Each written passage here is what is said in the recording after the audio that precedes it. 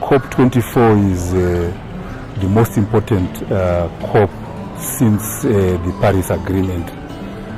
It is the most important because it is the place where the mechanisms for the implementation of the Paris Agreement are going to be agreed by all parties to the agreement. Informally, those mechanisms are referred to as the rule book, and the rule book refers to the conclusion of the Paris Agreement work program. This is where all parties are going to specify the commitments that they are going to be making for the implementation of the agreement, as well as the mechanisms that will be put in place to hold parties accountable for those commitments.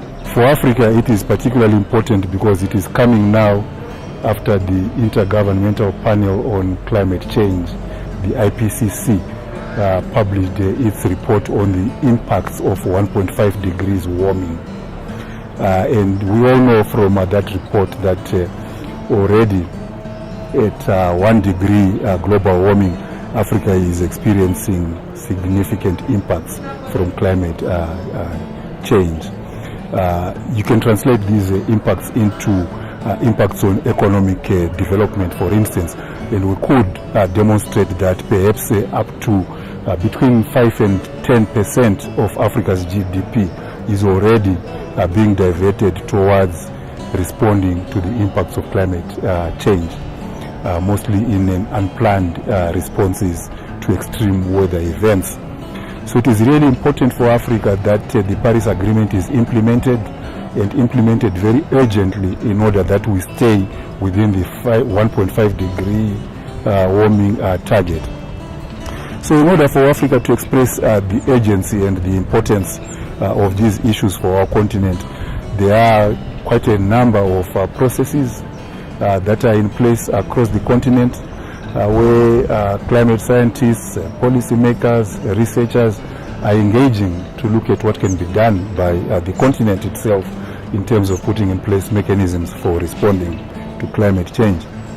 But there are also mechanisms and processes where African politicians, African policymakers, and African negotiators are engaging globally to ensure that the interests of the continent are reflected in the outcomes of the COP, and particularly in the structure of the rule book. As ACPC, we've been supporting some of these processes. We have in 2018 convened 2 continental processes to contribute to the political dialogue around the climate change.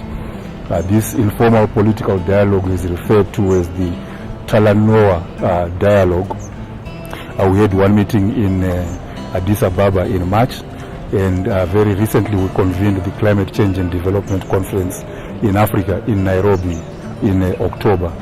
And both of these meetings came up with very specific recommendations about what we think should be done in order to ensure that a comprehensive climate response is put in place, and that we safeguard the future of our planet.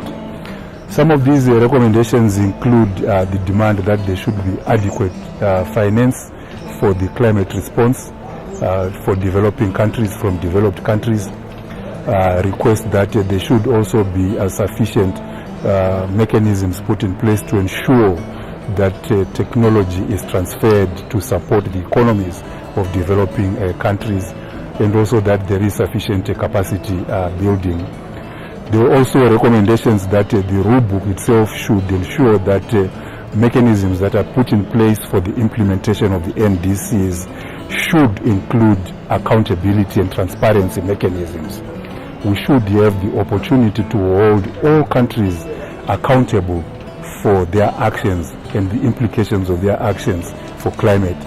But also all those actions should also be transparent and made transparent through various reporting mechanisms, monitoring and verification mechanisms. And then of course there are a whole lot of technical issues that are being discussed regarding how we understand the impacts of climate change.